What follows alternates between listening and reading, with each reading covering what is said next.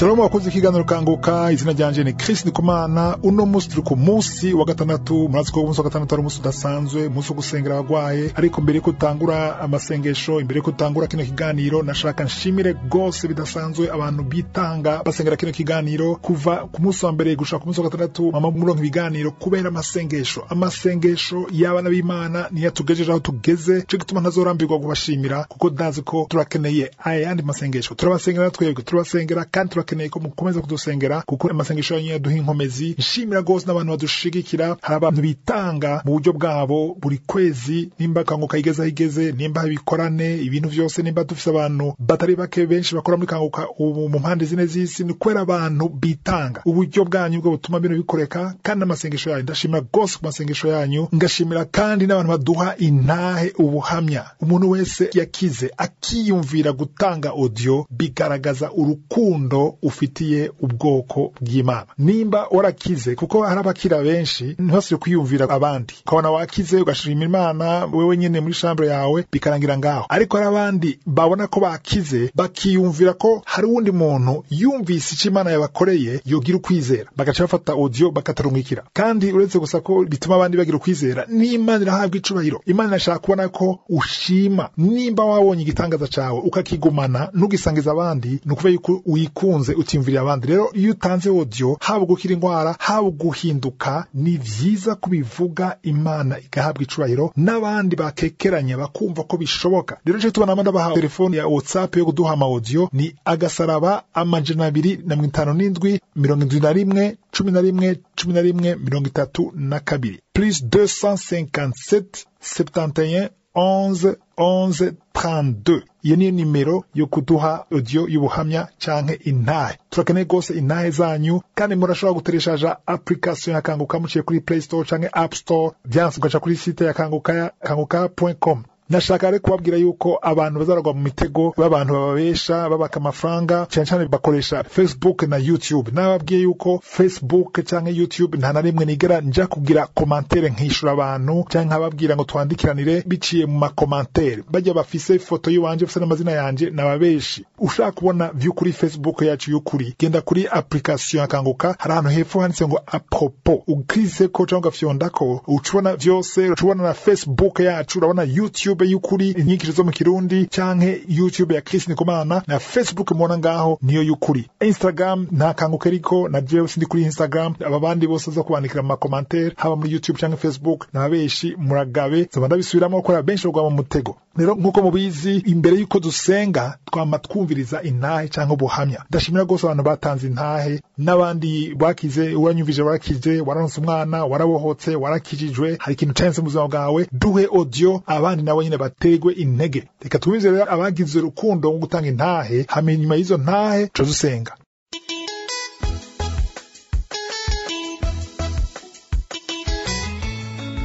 Shalom abakunzi b'ikiganiro Kanguka, Imana ibahezagire bampezagirire. Ndashaka gushingira intahe Imana ibitangaza yankoreye. Ku munsi w'ejo ku mugoroba nari mvuye ku rugendo, hanyuma rero ndafatwa numva mu nda haka umuriro, haka umuriro mwinshi cyane gose. Ntangura gucika intege, biranka nuko mpagarara. Ndumva kabisa ko byanse gose, ndumva ko byanse kabisa. Hanyuma rero ndabwira umwana ngo amperekeze kwa muganga, nca numva sinoshikayo. Numvise ntoshikayo rero ndibuka yuko mfise Kanguka, nca ndafata rero Kanguka yo kuwa gatandatu ndayumviriza. Hanyuma umukozi w'Imana Chris aravuga ati hari umuntu agwaye estoma, umuntu yumva rurumba mu nda, Imana iramukijije. Nanjye ndafata ntoni jewe numva ngomba kuvumisa, ariko nkavumisa bikanka, hagaca haza amate gusa. Ndagira iseseme ryinshi cyane, ngumva nsengana n'umukozi w'Imana gusa ahejeje ndumva ko ntuye kamitende buke, ca ndayisubizamwo iyo Kanguka nyene. Ndayisubijemwo ndumviriza intahe zose turasenga ubugira kabiri. Dusenze ubugira kabiri rero ca numva ndakize mu gatondo navyutse nkomeye kabisa. Hama ndaja ku kazi, n'ubu ndi ku kazi ndakomeye. Nukuri Imana yacu iragahezagirwa. Iyo niyo ntahe nagomba kubashingira. Imana ibahezagire, murakoze.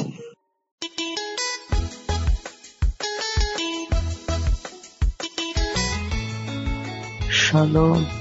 Yesu n'umuganga aruta abandi baganga bose. Yesu arakiza, Yesu arashoboye. Oh haleluya. Nanje nagomba ndabashingira intahe muri kano gatondo. Ivyiza bitagira ingero Imana yankoreye ni vyinshi cane sinobivuga, ariko ngoma mvugemo kimwe cy'uko Imana yampaye umwana nyuma y'imyaka 16 ntagira uruvyaro, suzuguwe, ntagira aho nca, ntazi ico ndico, narihebuye, ntaho ntashitse, ntaco ntakoze nk'umwana w'umuntu. Ariko inyuma y'iyo myaka yose Imana iraziransanga iravuga ati humura mwana wanje, nje kuguhoza amarira, yongera inkomezi, ngumana ukwizera, ngumana umviriza kanguka. Imana yarampaye umwana mwiza cane, Imana yarampaye umwana w'umuhungu, ubu tuvugana amaze amezi 3. Ndashima Imana rero yampaye konsa no guheka nk'abandi bavyeyi. Imana nyaguhora ku ngoma, nzovuga ineza yayo nkiriho. Imana yanyibutse ikankiza kwitwa intavyara, ikankiza kwitwa ingumba ruhebwa, amazina menshi twiswe, ibitutsi vyinshi natutswe. Imana yose umwana w'umuntu. Ndashimiye umukozi wayo Kristo yitanga atiziganya akadusengera. Ndashimiye umupfasoni wiwe, Imana imuhezagire, muhezagirane n'ibibondo vyabo, abaparteneri bose. Ndashimiye Imana, intahe yanje yariyo. Murakoze.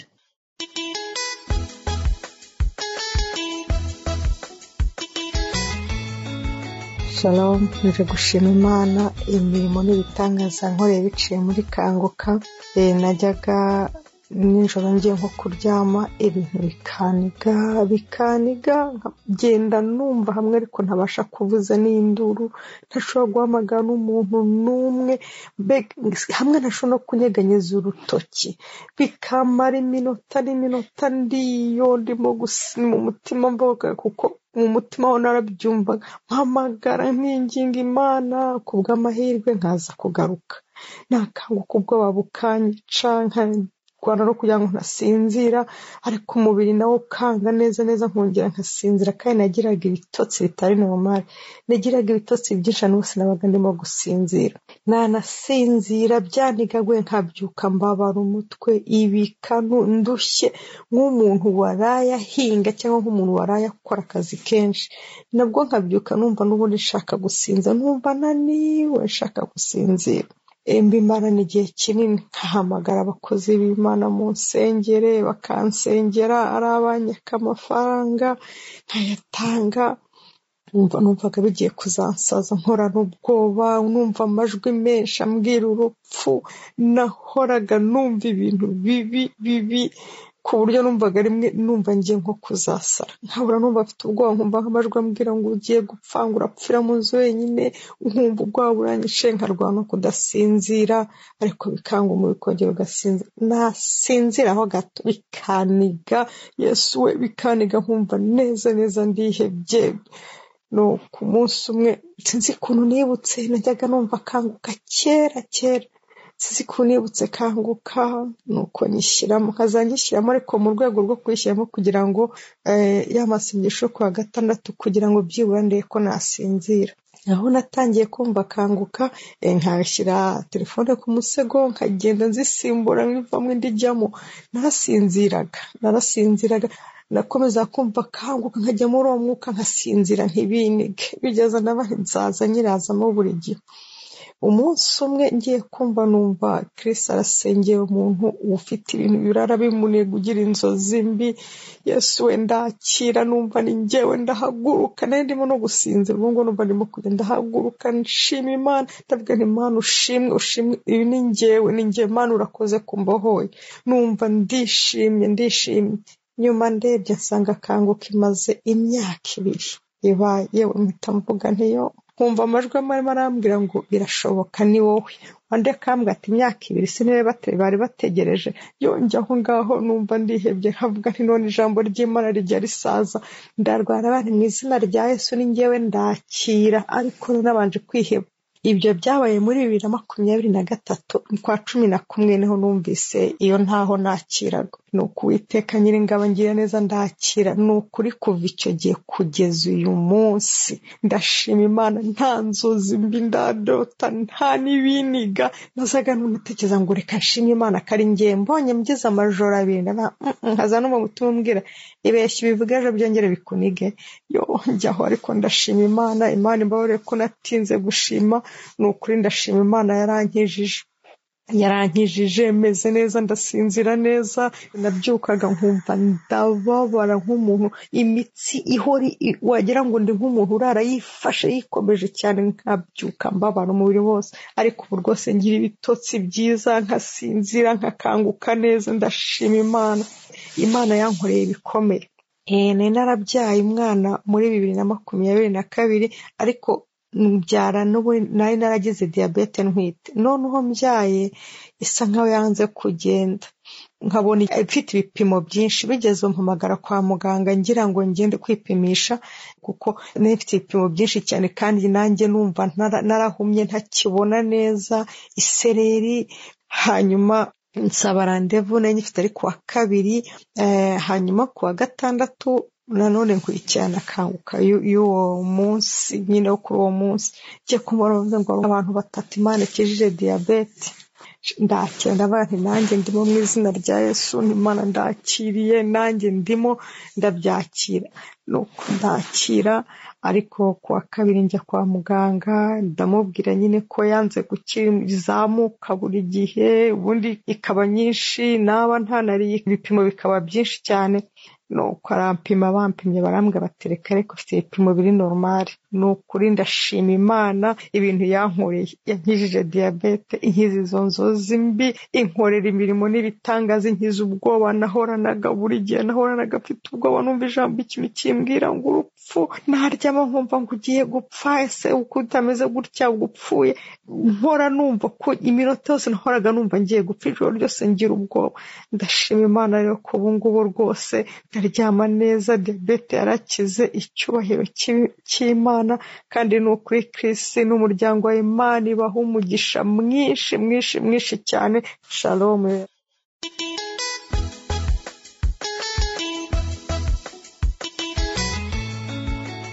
Haleluya. Shalom. Kanguka najya narinje gutanga intahe yanjye, nongeye gushimira Imana ni nziza by'ukuri. ni Imana ivuga bikaba, ni Imana itegeka bigakomera. nari mfite ikibazo cya asma, bene data narindushe.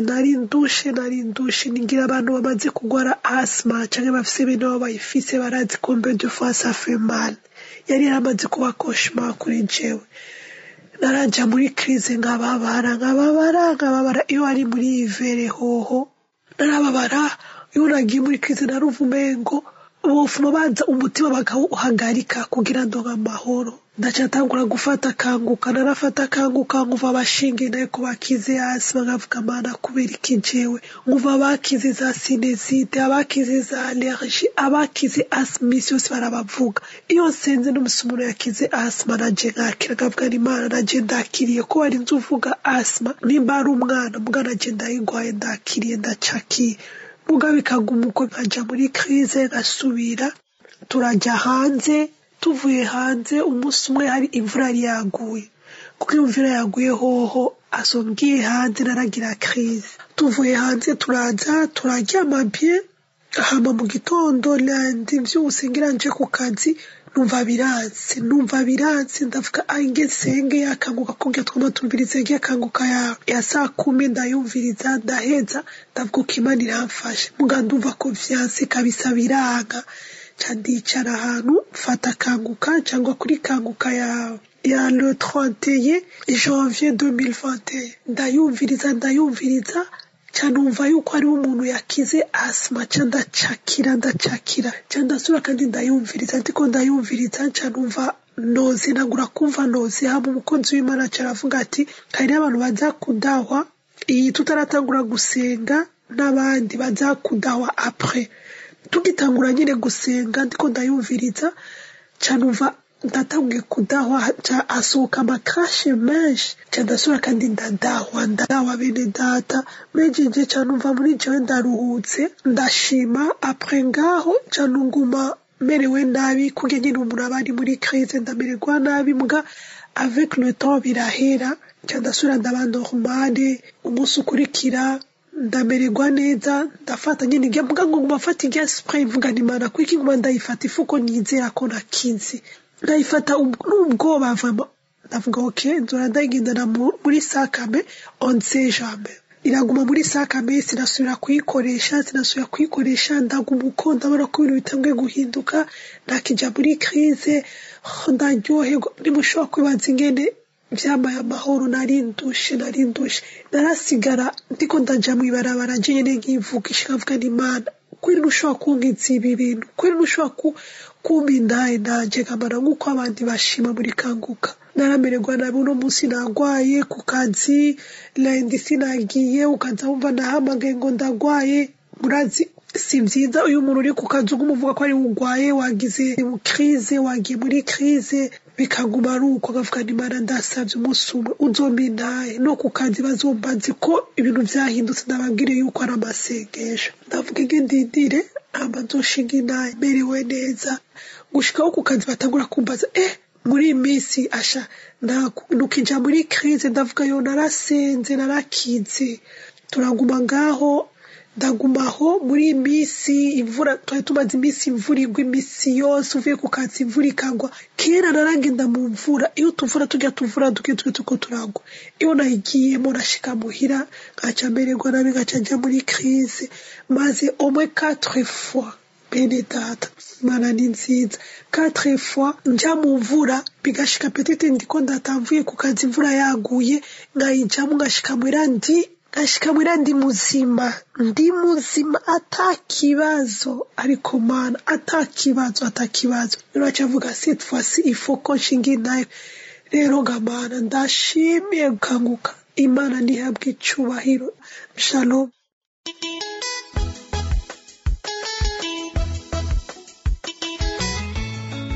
Shalom nange nje imbere y'Imana nje mvuga ubunini bw'Imana kuko Imana igira neza kandi Imana iratabara ejo numvirije amasengesho yo kuwa gatandatu hari ikintu nariko ndasenga numva Kristo avuze ati mwakire kubohoka narufise ibintu byaranja mu nda narabura amahoro nkibaza ati none ibi bintu nibiki burya niho nabyuka saa 10 numviriza kanguka ndasenga nyene itiro ririko riranjana niko numviriza y'amasengesho numva Kristo avuze ati hari umuntu ariko araribwa mu nda hari ibintu biko bisuma mu nda ariko atwagwa n'itiro yakire gutabagwa nukuri mwo mwanya narakangutse ndavuga ati Mana ni jewe uno munsi kuwa mbere niho naciye numviriza amasengesho kandi ndavuga ati reka numvirize amasengesho kandi yo kuwa gatandatu yemwe Imana irakomeye cyane je nabayeho ntarinzi ko narozwe ntarinzi ko noba narariye uburozi ariko Imana yiyerekanye niho nafukamye ndasengana n'umukozi w'Imana avuga ati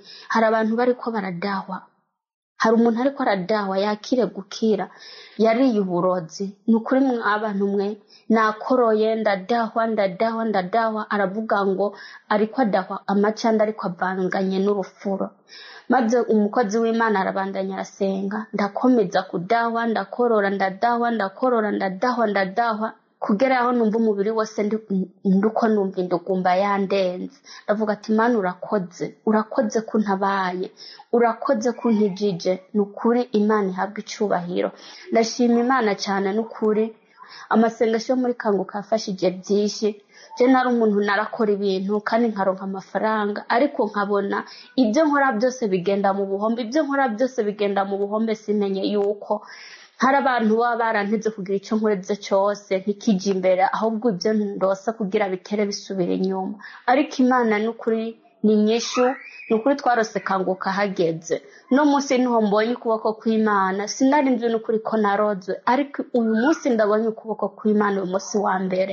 N'ukuri mw'abantu mwe abumviriza kanguka mukomeze kuyumviriza. N'ukuri Shetani yari yarateze mu byanje, ariko maze gutangura kumviriza amasengesho yakanguka, nkumviriza abashinga intahe, nkumviriza ubutumwa bw'umukozi w'Imana, hari ikintu Imana yampinduriye. Imana yarampinduriye ibintu byinshi mu byo nkora, Imana igenda ihezagira bivanye n'amasengesho yakanguka. Abakomeza kuturungikira ubu butumwa, Imana ibashoboze. Ni byinshi n'ukuri byahindutse kuri jewe bivuye muri kanguka. N'ukuri Imana ibampezagira, Imana ibaha imbaraga.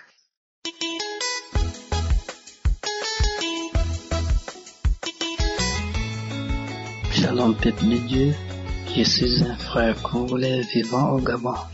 Je viens ce soir donner mon témoignage. J'étais détecté, j'étais zéro positif et j'ai reçu Kanguka par le bien de ma tante. Shalom bwoko bw'Imana, ndi mwene data w'umunyekongo nkaba mba muri Gabon. Nje kuri uno mugoroba kugira nshinga intahe yanje.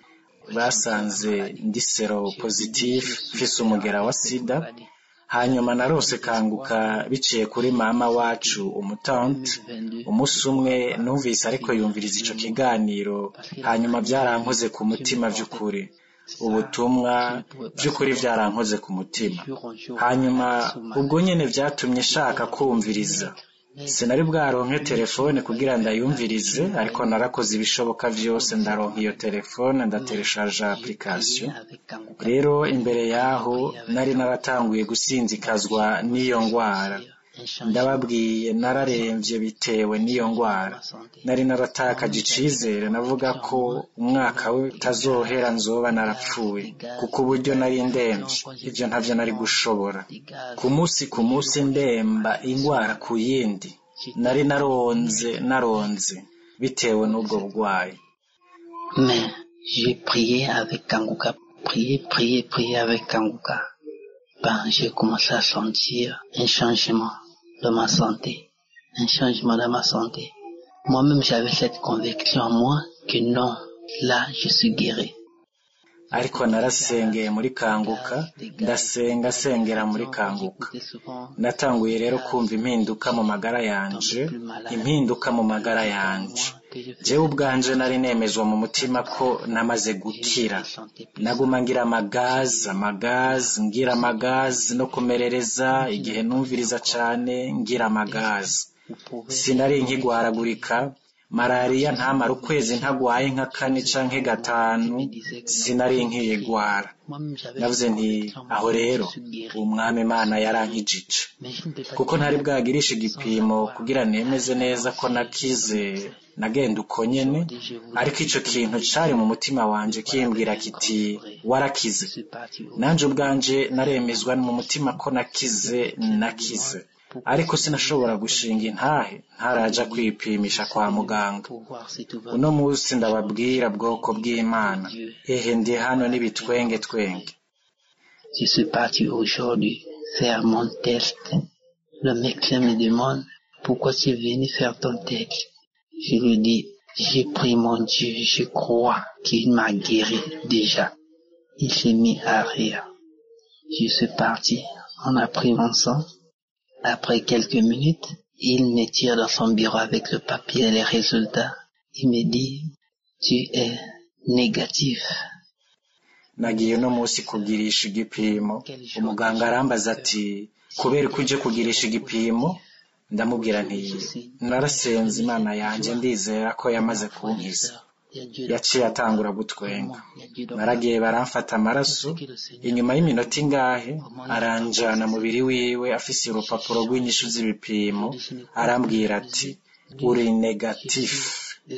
bene data mbega umunezero nagize mu mutima wanje nahora ndi seropositif none uno munsi ndi negatif ndashimira Chris ndashimira equipe Kanguka by'ukuri mfise umunezero mwinshi mu mutima wanje by'ukuri hariho Imana muri Kanguka ivy'Imana inkorera vyose n'ukuri ntiraheza gukora narahindutse ubu sinkicumbiriza indirimbo z'isi ubu ndanezerewe mfise amahoro yo mu mutima tutaravye ingorane zose zishobora gushika vyose ndabishira mu biganza vy'Imana ni mwiza aratangaje nimwumvirize Kanguka bene data shalom iyo yari ntahe yanje. Peu importe les problèmes qui peuvent arriver, je donne tout dans les mains de Dieu. Il est bon, il est merveilleux. Écoutez Kanguka, frères et sœurs. Shalom, je témoigne.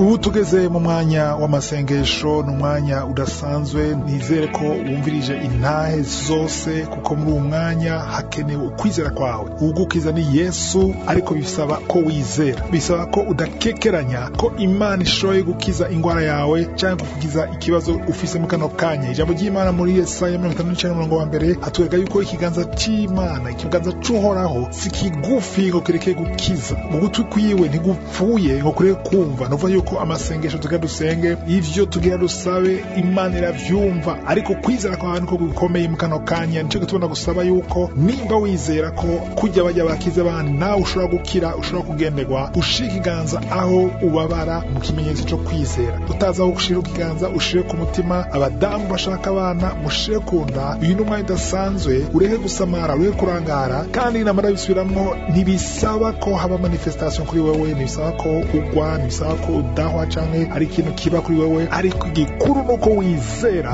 kuko ugutwi kwiyo ntigupfuye ngo ureke kumva ushobora kuba warafashe kenshi ariko nturekure ushishikare utitirize kuko mu mwanya muto tugadusenge kandi abizera baragenderwa mu kano kanya ushobora kubona ukize mu kanya ushobora kumva ikintu kibaye muri uwo mwanya two turasenga cyangwa ugakira mu nyuma ariko muri uwo mwanya udasanzwe ntusamare witegure tugadusenge.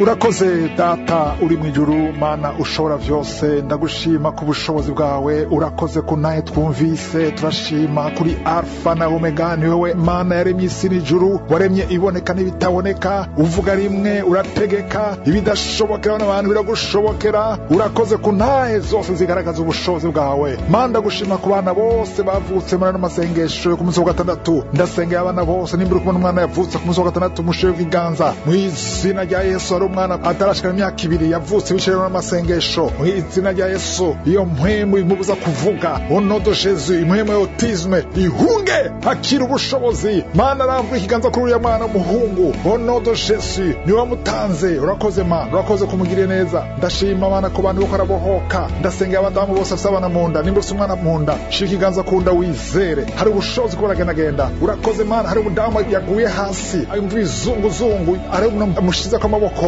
datu ubushobozi izo mpwemu zihunge akira kubohoka Mana gushima kuri deliverance go ziraba urakoze Mana kuri ya muntu aguma acira Mana urakoze kumuhoye ndashima kuri deliverance go ziraba hari umukobwa ashaka kuri babiri bakora senga mariage ucinzira Mana ndashima ibisika ibihome byari bizibiye bisenyuke mu kano kanya garagaza ubushobozi bwawe urategeka uravuga n'ibitaha bikaba Mana urakoze kuri uriya muntu aboshwe n'itabi umuntu w'umugabo aboshwe n'itabi yagerageje kenshi bikanka hari umuntu afashe kuri chevi bibamfu ibumoso gumiza kwiganza wizere Mana ndashima kwanda ko aragenderwa urakoze kwanda kurakiza uriya muntu atumva neza ugutwi kuva kuri no munsi akira kumva gumiza kwikiganza Yesu akora kugendera Mana urakoze haleluya umuntu afite ikibazo cijisho riguma rikorora amarira Mana ndagushima ko mugendeye ndasengeye bari abajene haleluya hari abajene shaka batatu baboshe n'urumogi mu izina rya Yesu iminyoro ya Satani chike buke muri abo umumama umwe akora asengera umuhungu wiwe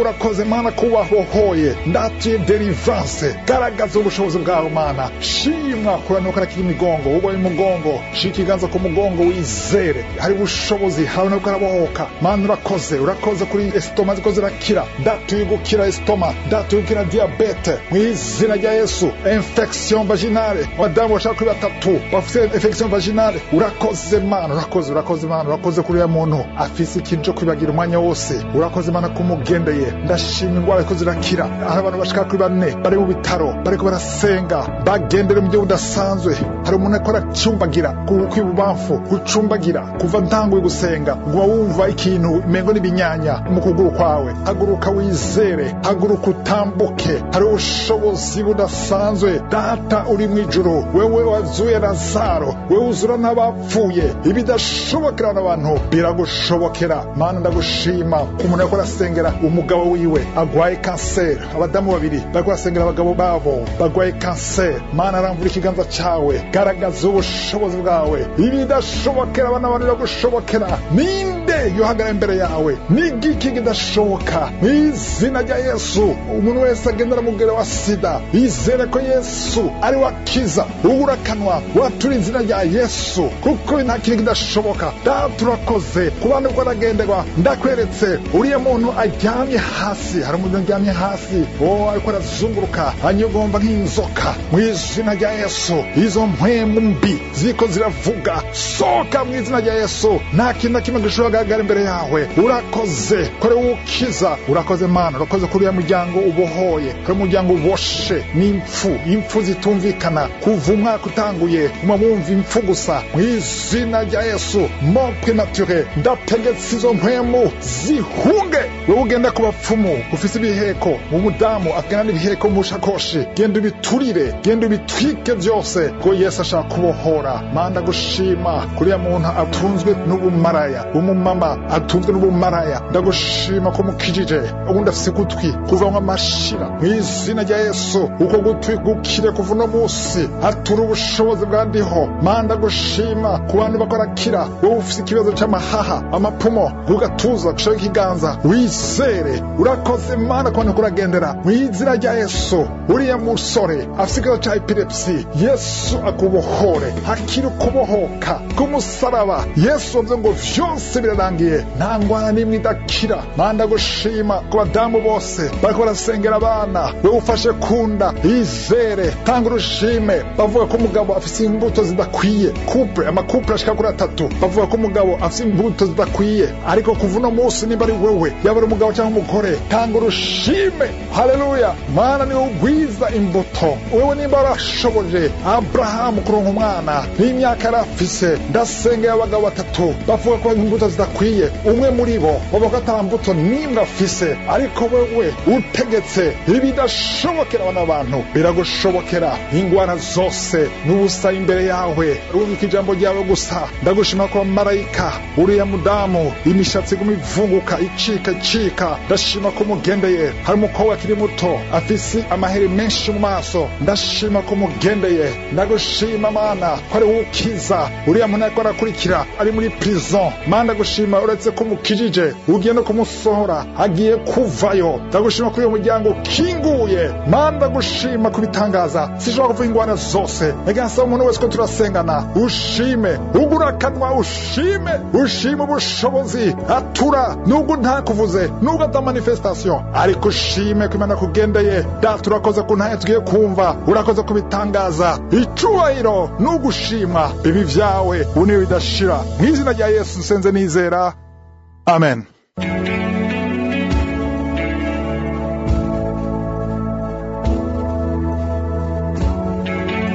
Umuntu azobona ibimenyetso bigaragaza ko yakize canke akaba ashaka kwakira umwami Yesu kugira aronke ubugingo budashira ushobora guhamagara ku gasaraba 256 781 337 plus 256 781 377 337. Ku baba muri Canada canke muri Amerika mushobora guhamagara ku 613